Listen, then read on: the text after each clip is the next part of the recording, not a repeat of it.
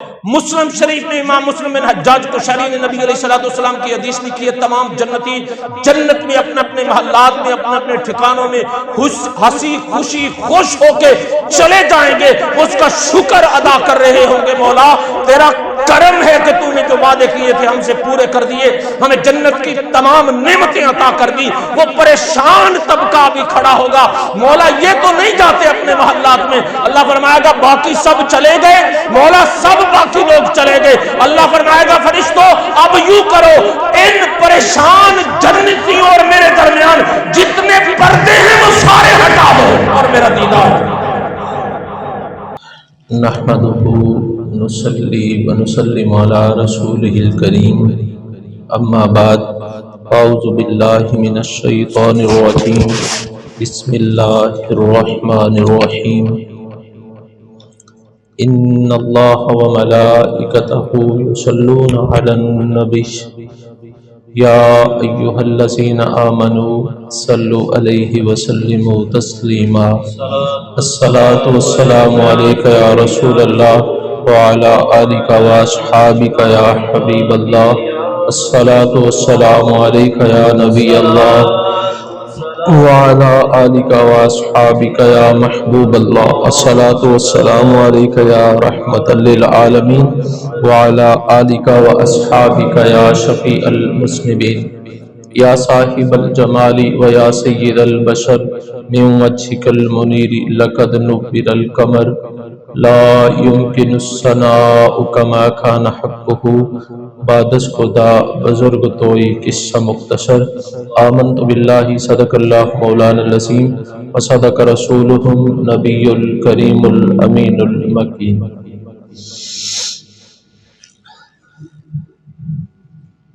پچھلے جمعہ المبارک سے ہم اس موضوع پہ بات کر رہے ہیں کہ اولاد کے والدین پر کیا حقوق ہیں۔ اسی گفتگو کے سلسلے کو آگے بڑھاتے ہوئے کچھ حقوق کا ذکر کیا تھا، کچھ آج جو ہمیں قرآن و سنت سے میسر ہیں وہ اپنی سماعتوں کی نظر ہیں۔ عام طور پہ ایک شکایت ہمیں سننے کو ملتی ہے کہ والدین کے حقوق جو ہیں وہ اولاد پورے نہیں کرتی، بچے فرما بردار نہیں ہیں، والدین سے بچے اچھا سلوک نہیں کرتے، لڑکے اور لڑکیاں والدین کی خواہش کے مطابق شادیاں نہیں کرتے، بچے اور بچیاں بھاگ کر کورٹ میرج کر لیتی ہیں۔ یہ وہ روٹین کے مسئلے ہیں جو معاشرتی حوالے سے ہم آئے دن سنتے بھی رہتے ہیں اور گاہے بگاہے ہمیں بھی یہ پیش آتے رہتے ہیں۔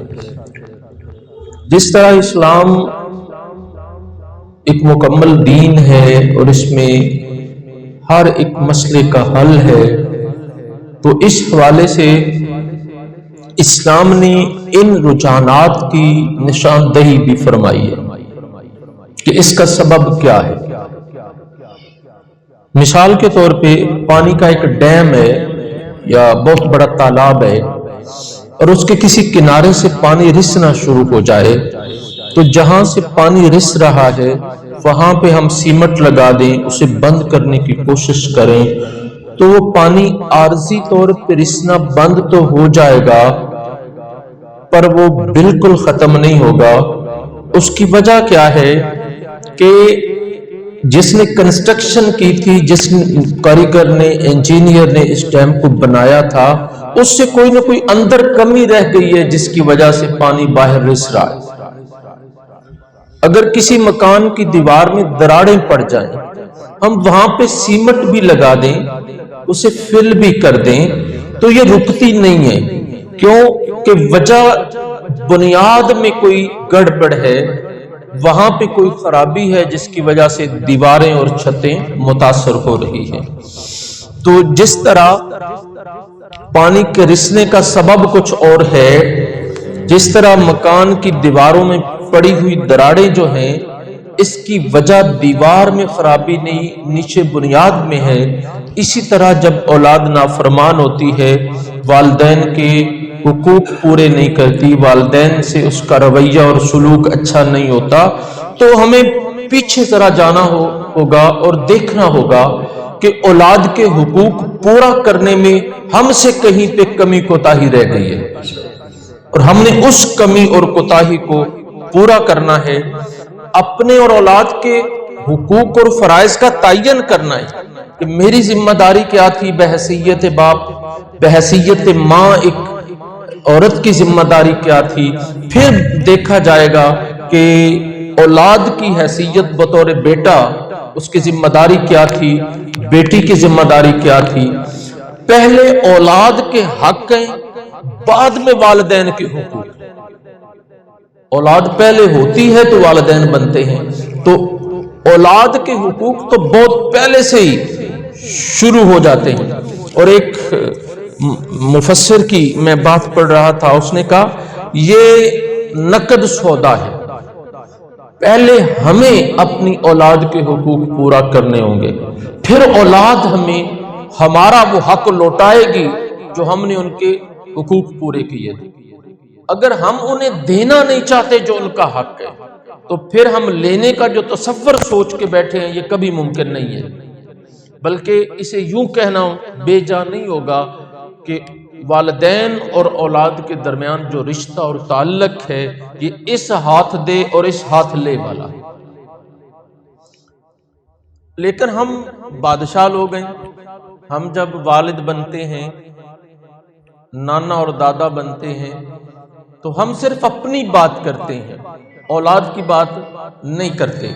और हम चाहते हैं कि हम बड़े हैं, हमारा अदब किया जाए। ये कोई बेचा नहीं है आपकी ख्वाहिश, मेरी भी ये ख्वाहिश है, लेकिन ये औलाद के लिए अदब है, छोटों के लिए अदब है कि वो बड़ों को सलाम करें। बिल्कुल इसी तरह है ना जी, छोटे बच्चे बड़ों को सलाम करें, ये अदब है। पर सुन्नत ये नहीं है। सुन्नत ये है कि नबी अलैहिस्सलाम खुद छोटों को सलाम में पहल फरमाया करते थे। हम अदब की बात करते हैं, सुन्नत से भागते हैं। तो इसी तरह हमें तवाज़ुन रखना है अपने रिश्तों में। हजरत सैयदना अमीरुल मोमिनीन हजरत उमर बिन खत्ताब रज़ी अल्लाह तआला अन्हु की बारगाह में एक शख्स आया, वो अपने बेटे को भी साथ ले आया, और उसने आके उमर बिन खत्ताब की बारगाह में अर्ज किया, हुजूर ये मेरा बेटा नाफरमान है, मेरी आंखें नहीं लगता, मेरी फर्माबरदारी नहीं करता, मेरा अदब नहीं करता, मुझ पे खर्च नहीं करता, वगैरह वगैरह उसने शिकायत की। अभी अमीरुल मोमिनीन बोले नहीं थे तो वो नौजवान लड़का बोल के कहने लगा, हुजूर जिस तरह मेरे बाप के मुझ पे हक हैं, क्या मेरा भी कोई हक है अपने अब्बा जी पे? तो इरशाद फरमाया, हाँ, तेरा सबसे पहला हक ये था कि तेरा बाप तेरे लिए अच्छी माँ का इंतखाब करता। ये उमर बिन खत्ताब फरमा रहे, और कमाल का जुमला है। और इसी बुनियाद पे ये सारी बिल्डिंग बनने जा रही है, इसी बुनियाद पे ये सारा स्ट्रक्चर कायम होने जा रहा है। फरमाया तेरा सबसे पहला हक ये था कि तेरा बाप तेरे लिए अच्छी माँ तलाश करता। दूसरा हक ये था कि तुम्हारा नाम अच्छा रखता। तीसरा हक ये था कि तेरा अकीका किया जाता। चौथा तेरा हक ये था कि तेरी अच्छी तालीम और तरबियत करता। तो वो शख्स उठ के नौजवान खड़ा हो गया, हुजूर इजाजत हो तो मेरा अब्बा सामने है, इससे पूछे इसने ये मेरे हक अदा किए। वो बुजुर्ग तो अभी खामोश थे। तो वो नौजवान कहने लगा अमीरुल मोमिनीन से कि अमीरुल मोमिनीन, जब मेरी माँ का इंतखाब करना था तो इसने खूबसूरत मजूसी औरत से शादी की है जिससे मैं पैदा हुआ। ये मेरा पहला हक खत्म हो गया जो इसने अदा नहीं किया। इसने मजूसी औरत से शादी की है। और दूसरा, इसने जब नाम रखना था तो मेरा नाम गुबरेला रखा, گبریلا کہتے ہیں یہ گوبر کے اندر کالے رنگ کا ایک بڑا سارا کیڑا ہوتا ہے، وہ گوبر میں پیدا ہوتا ہے، اسی میں رہتا ہے۔ اس نے میرا نام گبریلا رکھا ہے۔ پھر اس نے حضرت عمر بن خطاب نے کہا نوجوان اب بس کر دے کہ آپ اصل روح تک پہنچ چکے تھے کہ مسئلہ کیا ہے۔ آپ نے فرمایا پھر بھی تیرا باپ ہے تو اس کا ادب کیا کر، خدمت کیا کر، اور اسے نصیحت کر کے حضرت عمر بن خطاب نے نوجوان کو بھجوا دیا، اور اس کے باپ کو بعد میں کہا کہ تو نے اس سے زیادتی کی، اور یہ جو تم نے بیجا تھا نا آج اس کا تو پھل کاٹ رہا۔ ہم زرعی علاقے سے تعلق رکھتے ہیں، ذمہ دار گندم بیچتا ہے، اگر اس کا وتر ٹھیک نہیں ہے تو پیداوار بھی تو ٹھیک نہیں ہوگی۔ اسے بر وقت پانی نہیں دیتا، اسے کھاد نہیں دیتا، ٹائم پہ اس پہ سپرے نہیں کرتا، تو کس طرح وہ توقع کر سکتا ہے کہ اس کا پھل مجھے اچھا ملے گا، پیداوار اچھی آئے گی، ایوریج اچھی آ جائے گی؟ بالکل بھی نہیں ہے۔ یہ ایک پہلا حق تھا، اور دوسرا ایک عمومی حق جو والدین پہ ہے، بچوں کا، اولاد کا، کہ بچہ وجود میں آ جائے تو پیدا ہونا اس کا حق ہے۔ بچہ وجود میں آ جائے تو پیدا ہونا اس کا حق ہے۔ اسے پیدا ہونے کا حق والدین کو دینا چاہیے، اسے ضائع، اسے ایکسپائر نہیں کرنا چاہیے، اسے مارنا نہیں چاہیے، حمل نہیں گرانا چاہیے، ورنہ آپ قتل کے ذمہ دار ٹھہریں گے۔ یہ بھی اولاد کا ایک حق ہے جس کی طرف اللہ ماشاءاللہ ہمارا بہت کم رجحان ہے۔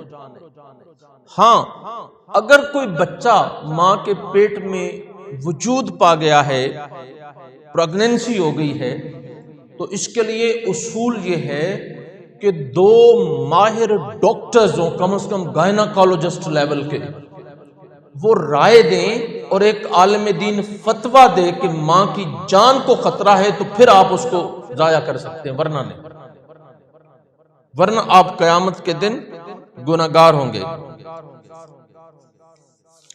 تو اولاد کو مارنا گناہ کبیرہ ہے۔ ہم آج ہر دوسرا تیسرا گھر اولاد کے قتل میں ملوث ہے، جو کہ بہت بڑا کبیرہ گناہ ہے۔ ہاں، اس پہ خوبصورت لیبل لگا لیتے ہیں، کہیں پہ اسے ڈی این سی کہتے ہیں، کہیں پہ اسے خاندانی منصوبہ بندی کہتے ہیں، اور کبھی فیملی پلاننگ کا لیبل اس پہ لگا لیا جاتا ہے۔ تو قرآن اور حدیث اور دین اسلام ہر وجود میں آنے والے بچے کو پیدا ہونے کا حق دیتا ہے، بشرطے کہ بڑی جان کے تلف یا ضائع ہونے کا خدشہ نہ ہو۔ ایک عجیب سی مثال بھی سننے میں آئی، ایک صاحب کہتے ہیں کہ میرا حج جو ہے نا، اس کی درخواست ابھی قبول ہو گئی ہے، میں اور میری بیوی حج پہ جا رہے ہیں۔ تو یہ پہلے زمانوں میں 2-4 مہینے پہلے ہی درخواستیں ہو جاتی تھی، اب جیسے آج بھی ہو رہا ہے۔ ہاں جی، تو ابھی کدھر سے آ رہے ہیں؟ وہ بیگم کو پریگننسی تھی تو ہم ہاسپٹل سے ڈی این سی کروا کے آ رہے ہیں، تاکہ صاف ظاہر 2-4 مہینے بعد جب حج پہ جائیں گے تو اس سے وہاں پہ صحیح نہیں ہوگی، طواف نہیں ہوگا۔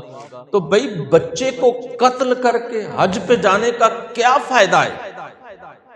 آپ ایک قتل کے مرتکب ٹھہر رہے ہیں۔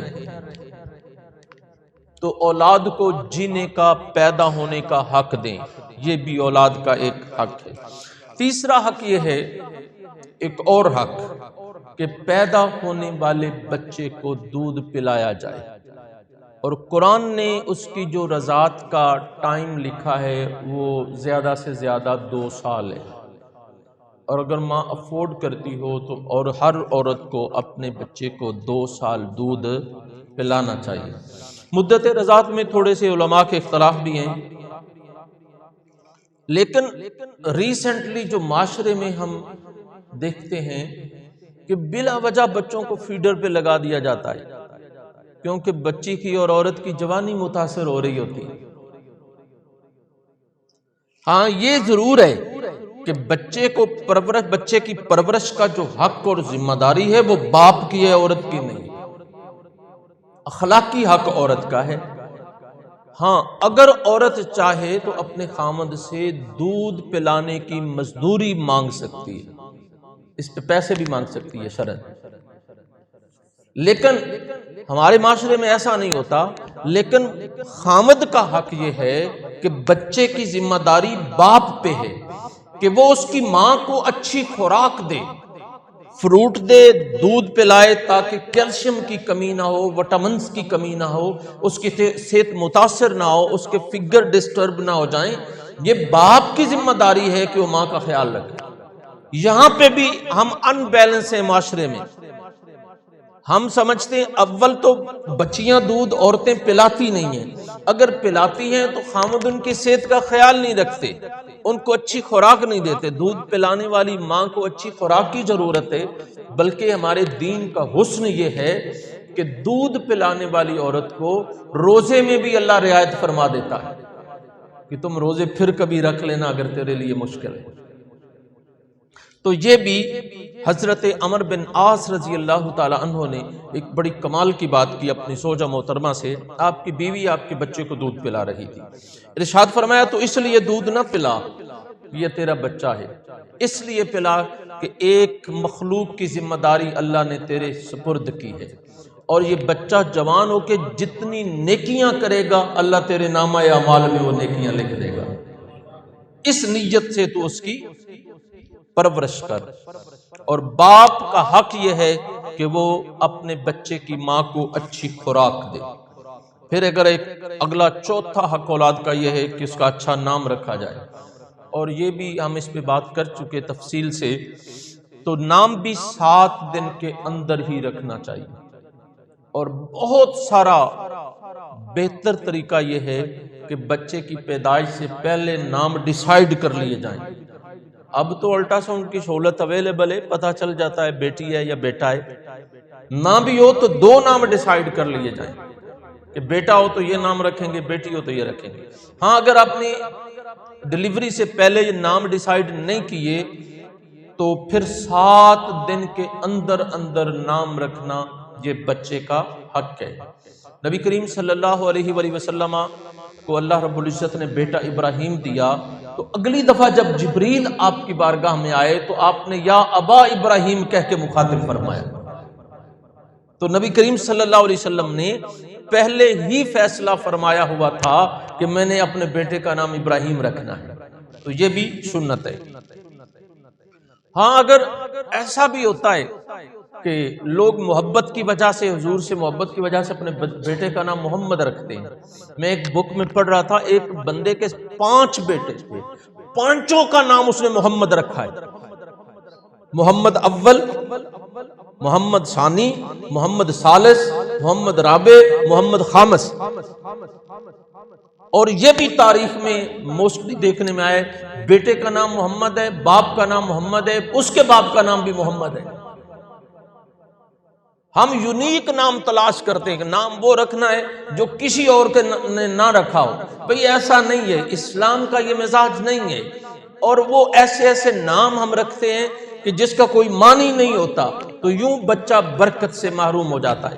امام محمد بن غزالی علیہ رحمہ جو ہیں، امام غزالی کا نام محمد تھا، آپ کے باپ کا نام بھی محمد تھا، آپ کے دادا کا نام بھی محمد تھا۔ اور اس کے بعد ایک اگلا حق ہے کہ بچوں کا عقیقہ کیا جائے۔ ہم نے عقیقہ کی سنت کو بھی چھوڑ دیا۔ عقیقہ ویسے اناف کے نزدیک مستحب ہے، اگر آپ نہیں کرتے تو گناہ نہیں ہے، لیکن اگر آپ کو اللہ نے توفیق دی ہے تو اپنے بچوں کا عقیقہ بھی کریں، یہ اولاد کا آپ پہ حق ہے۔ عقیقہ ایک صدقہ ہے اولاد کی طرف سے، اور ہم ہر سال خرچ کر کے سالگرہ مناتے ہیں، ہیپی برتھ ڈے منا لیتے ہیں، عقیقہ نہیں کرتے۔ یہ عقیقہ جو ہے یہ سالگرہ سے زیادہ افضل اور اعلیٰ ہے، اور اس میں اتباع سنت بھی ہے۔ اور ایک خاص حق وہ یہ ہے کہ ہم اپنے بچوں میں بچپن سے عبادت کا شغف پیدا کریں، بچپن سے عبادت کا شوق پیدا کریں بچوں کے اندر۔ جس طرح دین اسلام میں حکم ہے کہ جب بچہ 7 سال کا ہو جائے تو اسے نماز پہ لگا دیں، اور 10 سال کا ہو جائے تو پھر اس پہ سختی کریں کہ وہ نماز پڑھے۔ تو یہ جو عبادت کا شغف پیدا کرنا ہے، اس پہ قرآن مجید نے ایک بڑی خوبصورت سٹیٹمنٹ دی ہے۔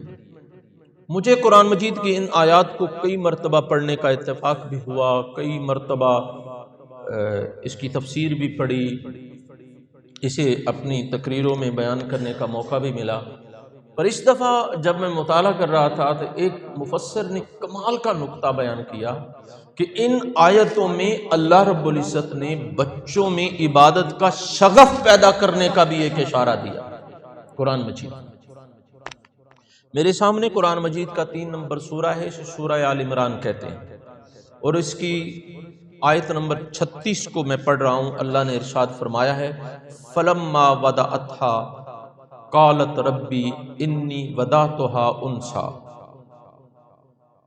واللہ عالم بما وضعت۔ حضرت سیدہ مریم سلام اللہ علیہا کی اماں جی نے اللہ سے دعا مانگی کہ مولا تو مجھے بیٹا دے یا بیٹی دے، جو بھی مجھے اولاد دے، میں اسے تیری عبادت کے لیے مختص کر دوں گی۔ تو اللہ رب العزت نے بیٹی دی، مانگا بیٹا، اللہ نے بیٹی دی، اور پھر آپ کی حضرت سیدہ مریم کی اماں جی جو ہیں وہ کمال کی اللہ کی بندی ہیں۔ تو پتہ چلا کئی مرتبہ اللہ رب العزت اپنے برگزیدہ بندوں کے مانگنے پہ جو وہ مانگتے ہیں وہ نہیں دیتا، بدل کے دے دیتا ہے، اور ان بندوں کا کمال یہ ہے کہ پھر وہ اسے افضل سمجھتے ہیں کہ جو میری چاہت تھی وہ کم تر تھی، اللہ کی چاہت مجھ سے کمال کی تھی۔ مانگا بیٹا ہے، مانگا بیٹا ہے، اللہ نے دی بیٹی ہے۔ وہ آپ نے مشہور واقعہ سنا ہوگا حضرت خضر علیہ السلام کا، کہ خضر علیہ السلام نے ایک جوان بچے کو تھپڑ مارا اور اسے مار دیا، تو اس کے لیے دعا مانگی، اللہ اس کے والدین کو بہتر نعم البدل دے۔ اب اس بیٹے سے بہتر اجر دینا تھا، بدلہ دینا تھا، تو اللہ نے بیٹی عطا کی، اور پھر اس بیٹی سے اللہ نے 70 نبی پیدا فرمائے۔ کیا پتا آپ کے گھر میں جنم لینے والی جو بیٹی ہے وہ کتنی نصیبوں والی ہو، کتنے اس کے مقدر اعلیٰ ہوں، اللہ کی نظر میں وہ کتنی باکمال ہو، وہ راتوں کو اٹھ کے سجدے کرے گی، تہجدیں پڑھے گی، آپ کو قبر میں بھی اس کا فائدہ پہنچتا رہے گا۔ تو جو اللہ دیتا ہے وہ ٹھیک دیتا ہے، اللہ کے فیصلے آپ کی مانگ سے زیادہ اعلیٰ ہیں۔ فرمایا واللہ عالم بما وضعت، اللہ نے جو مجھے دیا ہے وہ جانتا ہے۔ پھر فرمایا وَلَيْسَ الذَّكَرُ كَالْأُنثَىٰ، فرمایا میں نے پتر منگیا سی، انہیں بیٹی دے دیتی ہے، تو او دی بیٹی عطا کرنی میرے واسطے زیادہ اعلیٰ ہے۔ پھر فرمایا وَإِنِّي سَمَّيْتُهَا مریم، آپ فرماتی ہیں میں نے اس بیٹی کا نام مریم رکھا۔ میں نے وہ نام رکھنے کی بات کی ہے نا، پیدائش کے فوراً بعد نام رکھا ہے۔ انی اعیذھا بک وذریتھا من الشیطان الرجیم، فرمایا میں اللہ کی پناہ میں دیتی ہوں کہ کوئی شیطان میری اس بیٹی کے قریب نہ آئے۔ تو یہ بھی والدین پہ ایک حق ہے کہ والدین شیطان اور شیطانوں سے اللہ کی بارگاہ میں پیش کریں اپنی اولاد کو، مولا اپنی پناہ عطا فرما۔ نبی کریم صلی اللہ علیہ وآلہ وسلم امام حسن و حسین پاک کو دم فرمایا کرتے تھے، اور اللہم انی اعوذ بک، یہ دعا آپ پڑھا کرتے تھے۔ اس دعا کو بھی انشاءاللہ ہم اس پہ ڈیٹیل سے ڈسکس کریں گے۔ آگے فرمایا فتقبلها ربها بقبول، اس عورت کی بیٹی کو اللہ نے اپنی بارگاہ میں قبول کر لیا۔ وحسن وانبتها، نباتن حسنا وکفلھا زکریا، اور فرمایا ہم نے اس بیٹی کی بچی کی کفالت کے لیے حضرت زکریا علیہ السلام کو منتخب فرمایا، ان کی کفالت میں دے دی۔ حضرت زکریا علیہ السلام بیت المقدس میں رہتے تھے، مسجد بیت المقدس کے متولی تھے، آپ اللہ کے نبی بھی تھے۔ وہ بیٹی عبادت کے لیے آپ اس بچی کے ماموں لگتے تھے، حضرت مریم کے۔ حضرت مریم کو زکریا علیہ السلام کے سپرد کر دیا گیا تاکہ آپ عبادت کی طرف اس کا شغف اور رجحان اس میں پیدا کر سکیں۔ تو بیت المقدس کی مسجد اقصی کے ایک حجرے میں حضرت سیدہ مریم اپنے بچپن میں موجود ہیں، اور زکریا علیہ السلام ان کو عبادت کے طریقے سکھاتے ہیں، نماز پڑھاتے ہیں، ذکر سکھاتے ہیں، تربیت فرما رہے ہیں۔ اور جب کبھی آپ باہر نکلتے ہیں مسجد بیت المقدس سے، تو آپ اس کمرے کا دروازہ بند کر کے تالا لگا کے جاتے ہیں۔ کمرے میں وہ چھوٹی سی بیٹی تنہا بیٹھ کے اللہ اللہ کر رہی ہوتی ہے۔ آپ سے سوال یہ ہے کہ آپ باپ ہیں، بیٹی 4 5 6 7 سال کی ہو، تو کمرے میں بند کر کے آپ چلے جائیں تو وہ پریشان ہو جائے گی، ڈر جائے گی۔ نفسیاتی تقاضا ہے، بچوں کی عمر ہے، پرابلمز ہوتے ہیں، وہ ٹینشن اسے ہوگی، وہ اچاٹ ہو جائے گی کمرے میں رہتے ہوئے۔ تو اللہ رب العزت نے اس کا دل عبادت میں لگانے کے لیے اپنی طرف سے ایک خاص اہتمام کیا، اور اس اہتمام کو قرآن میں بیان کیا ہے۔ اہتمام کیا فرمایا کلما دخل علیہا زکریا المحراب، جب زکریا علیہ السلام کمرے میں واپس لوٹ کے آئے، وجدا عندہا رزقن، تو اللہ نے وہاں پہ ہر قسم کے پھل رکھے ہوئے تھے کمرے میں، بند کمرے میں پھلوں کا رزق موجود تھا۔ یہ وہ دور اور زمانہ تھا جب چاکلیٹ نہیں ہوتے تھے، بسکٹس نہیں ہوتے تھے، وہ وہاں اس دور میں یہ مٹھائیوں کا رواج نہیں تھا، فروٹس کا رواج تھا، دور تھا، زمانہ تھا۔ تو بغیر موسم کے پھل اللہ کمرے میں حضرت سیدہ مریم کے مصلی کے پاس رکھ دیتا تھا تاکہ سیدہ مریم کا دل اللہ کی عبادت میں لگا رہے۔ اللہ اللہ۔ اور یہ جو طریقہ اللہ رب العزت نے اختیار فرمایا، یہ قیامت تک کے آنے والے مسلمانوں کے لیے ایک پیغام ہے کہ اگر آپ اپنے بچوں کو عبادت میں لگانا چاہتے ہیں، اللہ کی ریاضت میں اللہ رب العزت سے ان کا تعلق قائم کرنا چاہتے ہیں، تو ان کی ضروریات زندگی کو عبادت سے مشروط کر دیں۔ نہیں، میں نہیں آپ کو سمجھا سکا، میں مثال دیتا ہوں۔ میرے جاننے والے ایک بزرگ ہیں، میری ان سے بڑی عقیدت ہے، وہ یورپ میں رہتے ہیں۔ وہ کہتے ہیں کہ ہمارے گھر میں جتنے بچے ہیں نا، ہم نے گھر میں یہ اعلان کر رکھا ہے کہ جو بچہ سنڈے تک، اتوار کی وہاں پہ چھٹی ہوتی ہے، 7 دن بنتے ہیں، 5 نمازیں، 35 نمازیں پوری پڑھے گا، اسے ہفتے بعد $3 دیں گے شاپنگ کے لیے اور کھلونے خریدنے کے لیے۔ وہ کہتے ہیں ہمارے گھر میں جتنے بچے ہیں انہوں نے سب نے چھوٹی چھوٹی کاپیاں بنائی، وہ اپنی نمازیں اپنی اماں سے سائن کرواتے ہیں تاکہ اتوار تک ہماری 35 نمازیں مکمل ہو جائیں۔ کہتے ہیں جب اتوار آتا ہے، جس کی جتنی نمازیں ہوتی ہیں اسے اتنے $، دیتے ہیں، اور ہمارے قریب ایک $1 شاپ ہے، $1 شاپ، وہاں پہ ہر چیز $1 کی ملتی ہے، تو وہاں جا کے ان کی ہم خریداری کروا دیتے ہیں۔ اس کا بالکل لحاظ نہیں رکھتے، جو بچہ جتنی نمازیں پڑھتا ہے اتنے $، ہم اسے حساب کر کے دے دیتے ہیں۔ تو یہ بچوں، وہ فرما رہے تھے کہ ہمارے گھر میں اب کمپٹیشن ہوتا ہے، کوئی بچہ یہ نہیں چاہتا کہ میری نمازیں 34 رہ جائیں، وہ ساری کی ساری پڑھتے ہیں تاکہ سنڈے کو ہم نے شاپنگ اپنے حساب سے کرنی۔ تو یہ ایک طریقہ ہے بچوں کو عبادت کے ساتھ منسلک کرنے کا۔ نہیں، شاید میں ابھی بھی نہیں سمجھا سکا، تو ایک اور مثال آپ کو آپ کے علاقے کی دیتا ہوں۔ میں پنجاب کی بات کرتا ہوں۔ پنجاب میں ایک ضلع ہے جسے ہم پاک پتن کہتے ہیں۔ وہاں ایک بوڑھی مائی صاحبہ اپنے بیٹے سے کہہ دیے پتر روز نماز پڑھیا کر 5 ٹائم، تو پوچھتا ہے اماں نماز پڑھیا کی ہوندا ہے؟ فرمایا اللہ شکر دیندا ہے۔ ہاں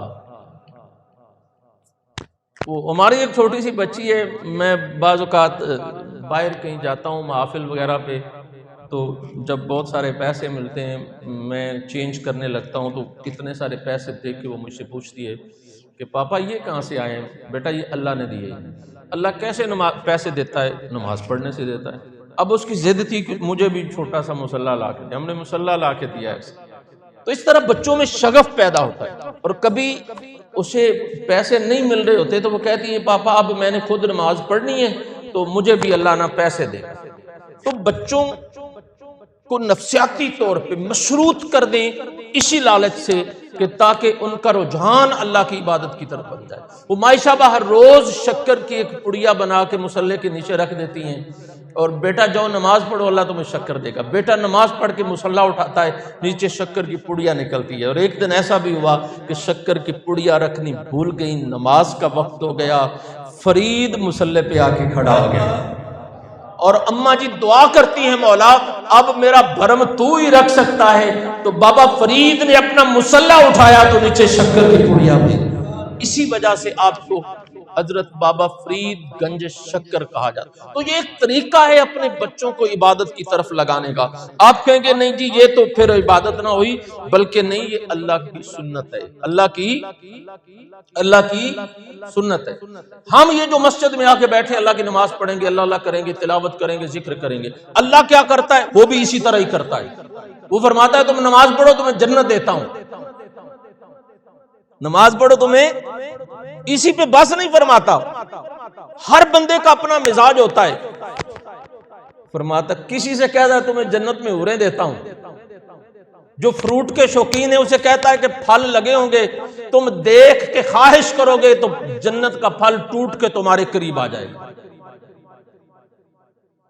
اور جسے نوکروں کی خواہش ہوتی ہے اسے کہتا ہے میں جنت میں غلمان بنا کے رکھے ہیں جو تمہاری خدمت کریں گے۔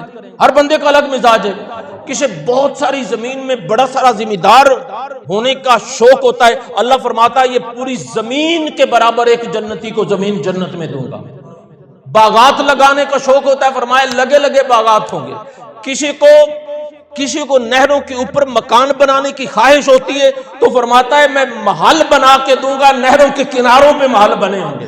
اور پھر وہ کہتا ہے ان باغوں اور تمہارے محلات کے قریب سے نہریں گزار دوں گا۔ اور کسی کو میٹھا کھانے کا شوق ہوتا ہے تو وہ فرماتا ہے میں تمہیں شہد کی نہر چلا دوں گا۔ اور کسی سے وہ کہتا ہے کہ جو شکاری جانوروں کا گوشت کھانا پسند کرتے ہیں، پرندوں کا، وہ کہتے ہیں پرندوں کے بھنے ہوئے بٹیروں کا گوشت بھی تمہارے سامنے پڑا ہوگا، بس تم عبادت کرو میری، تم میری عبادت کرو۔ یہ اللہ کی سنت ہے۔ بھلا اللہ کو ہماری عبادت کی ضرورت ہے؟ اگر وہ ہمیں نماز پڑھانا چاہتا ہے، ذکر کروانا چاہتا ہے تو میں اسے لالچ تو نہیں کہتا، پر یہ انسانی نفسیات اور اللہ رب العزت کی سنت ہے کہ وہ خود بندے کو اپنی راہ پہ چلا کے اس کے مزاج کے مطابق اسے لالچ دیتا ہے، تو یہ کر تمہیں یہ دیتا ہوں، تو یہ کر کے آ تمہیں یہ دیتا ہوں، تو یہ کر کے آ تیری خواہشیں پوری کر دوں گا۔ اور جو خواہشات رکھنے والے، نیک خواہشات رکھنے والے بندے ہیں، وہ فرماتا ہے کہ تم نیک بن کے آؤ میرے دربار میں تمہیں جنت میں ہر وہ شے دوں گا جو تمہیں چاہیے۔ اور کئی وہ بھی ہوتے ہیں جو پیسوں کے لالچ میں نہیں آتے، پھل اور چینگم اور ٹافیوں کے اور چاکلیٹ کے لالچ میں نہیں آتے، باپ انہیں ڈانٹ کے کھڑا کر دیتا مصلی۔ حکم دیا ہے نا اللہ نے، جب بچہ 10 سال کا ہو جائے تو اسے ڈانٹ کے مار کے بھی نماز پڑھاؤ۔ تو اللہ رب العزت ڈرنے والے مزاج کے لوگ بھی ہوتے ہیں۔ اللہ فرماتے ہوئے میں دوزخ تیار کر کے میں نے رکھی ہے، تمہیں وہاں پہ آگ سے جلاؤں گا۔ کئی لوگ یہ چھپکلیوں سے اور بچھوؤں سے اور سانپ سے بڑے ڈرتے ہیں۔ اللہ فرماتا ہے بڑے بڑے سانپ ہوں گے وہاں پہ، بڑے بڑے بچھو ہوں گے۔ یہ جہنم کے تذکرے سے قرآن اور حدیث کی کتابیں بھری پڑی ہیں۔ یہ ان لوگوں کو ڈرایا بھی اسی لیے جا رہا ہے کہ اللہ کی عبادت کی طرف آ جائیں، اللہ کے بندے بن جائیں، اللہ کی فرما برداری ان کے مزاج میں آ جائے۔ تو جنہیں शौक दिलाना था, किसी को जन्नत का शौक दिलाया, किसी को फ्रूट और फल, किसी को हूर और गिलमान का शौक, किसी को नहरों और महल्लात का शौक दिला के, और जो शौक वाले नहीं थे उसे जहन्नम से डरा के वो कहता है तुम इबादत करो, मैं तुम्हें जहन्नम से बचा लूंगा। ये अल्लाह रब्बुल इज्जत का तरीका है। और कुछ लोग वो भी हैं जो कहते हैं मौला ना तेरी दोज़ख से डरते हैं और ना तेरी जन्नत के ख्वाहिशमंद हैं। तो अल्लाह रब्बुल इज्जत मेरे सामने कुरान मजीद का 9 नंबर सूरह से सूरह तौबा कहते हैं, अल्लाह फरमाते हैं रिदवानुम मिनल्लाहि अकबर, बस करो, अगर तुम्हें जन्नत और दोज़ख में से किसी की ख्वाहिश नहीं है, तुम अल्लाह को चाहते हो तो अल्लाह का दीदार भी वही होगा।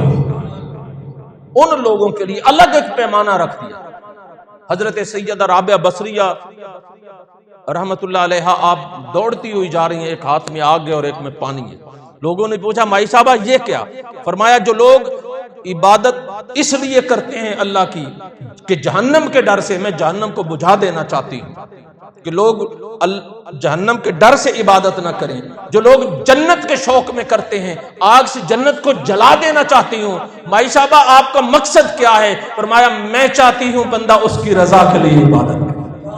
तो अल्लाह रब्बुल इज्जत ने ये रजा वाले जो लोग हैं, जो जन्नत और दोज़ख से बाला तरफ अपने आप को महसूस करते हैं, उनके लिए अल्लाह ने इरशाद फरमाया अल्लाह की रजा और खुशनुदी है। और कुछ लोग वो भी हैं वो ये भी नहीं चाहते कि उसकी रजा और खुशनुदी, उनके लिए मेरे सामने कुरान मजीद का 50 नंबर सूरह काफ इरशाद फरमाया वलदैना मजीद, कुछ वो भी होंगे जिनके लिए इससे और भी कुछ अलग होगा, इससे और भी कुछ अलग होगा। वो क्या होगा? यहां पे मैं मुस्लिम बिन हज्जाज कुशैरी अलैहिर्रहमा की मुस्लिम शरीफ की एक हदीस पढ़ना चाहता हूं। अल्लाह रब्बुल इज्जत क़यामत के दिन जन्नती जन्नत में चले जाएंगे, जहन्नमी जहन्नम में चले जाएंगे, जन्नती जन्नत में मौजूद होंगे। अल्लाह फरिश्तों से फरमाएगा फरिश्तों जाके पूछो मेरे बंदों से कि मैंने तुमसे जो वादे किए थे वो तुमने पूरे होते देख लिए?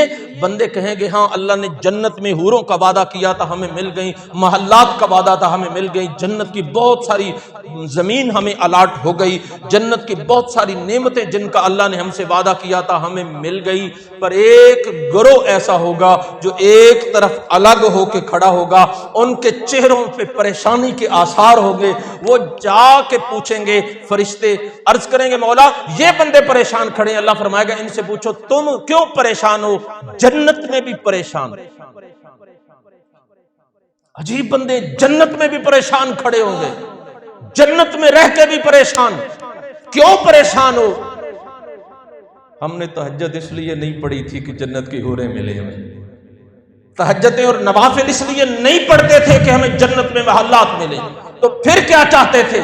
सुना था वहां पे वो भी होगा, सुना था वहां यार का दीदार आया होगा, हम तो उसके दीदार के लिए रातों को जागते थे। अल्लाह रब्बुल इज्जत की बारगाह में फरिश्ते आएंगे मौला ये तो दीदार वाले लोग। अल्लाह फरमाएगा जन्नती जो खुश हैं चलो अपने अपने महल्लात में चले जाओ, जन्नतियों अपने अपने ठिकानों में चले जाओ।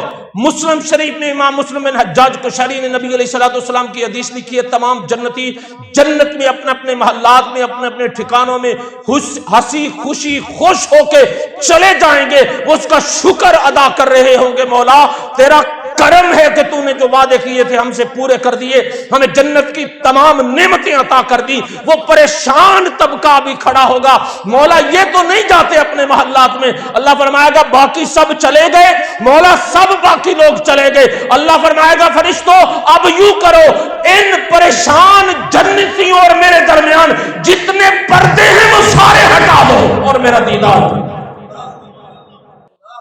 पर्दे हटा के दीदार करवा दिया जाएगा। अल्लाह। और कुछ वो भी होंगे, कयामत का दिन होगा, अल्लाह काफिरों से फरमाएगा तुम बुतों की पुजारी थे, फरिश्तों सारे बुत उठाओ जहन्नम में फेंक दो। बुत जहन्नम में फेंक दिए जाएंगे। इसे भी इमाम मुस्लिम बिन हज्जाज कुशैरी ने और इमाम ज़माशरी ने इसे तफसीर ज़माशरी में नकल फरमाया इस रिवायत को। अल्लाह फरमाएगा तुम्हारे इलाह और माबूद तो जहन्नम में गए, अब तुम भी जाओ। वो कहेंगे नहीं मौला माफ कर। फिर अल्लाह अपने मुसलमान बंदों से फरमाएगा तुम मुझसे कितनी मोहब्बत करते हो? मौला बहुत सारी मोहब्बत करते हो। اللہ فرمائے گا جاؤ پھر جہنم میں داخل ہو جاؤ. جنتی اپنے بندوں سے فرمائے گا جاؤ جہنم میں داخل ہو جاؤ. حدیث شریف میں لکھا ہے وہ جنتی دوڑ پڑیں گے دوزخ کی طرف، دوڑ پڑیں گے دوزخ کی طرف چھلانگ لگانے کے لیے جہنم میں. اللہ فرمائے گا فرشتوں انہیں روک لو، میرے بندوں کیوں جہنم میں جاتے ہو؟ مولا ہم نے دنیا میں جو کچھ کیا ہے جنت و دوزخ سے بالا تر ہو کے کیا ہے، ہم تو تیری رضا چاہتے ہیں. یہ بندے تو قصہ مختصر یہ ہے کہ اللہ رب العزت نے عبادت اور ریاضت اور عبادت کا شغف خود بندوں کے اندر پیدا کیا ہے، اور والدین کو یہ حکم دیا ہے کہ اپنی اولاد کے اندر عبادت کا شغف پیدا کریں، نوافل نماز، تہجد گزاری، تسبیحات، ذکر اذکار، تلاوت، ان کا ذہن بنائیں کہ وہ اللہ کے بندے بن جائیں. اور جب آپ کے بچوں کے اندر عبادت کا، دینداری کا ذوق پیدا ہوگا تو پھر کبھی نہیں ہو سکتا کہ وہ بڑے ہو کے آپ کے نافرمان ہو جائیں.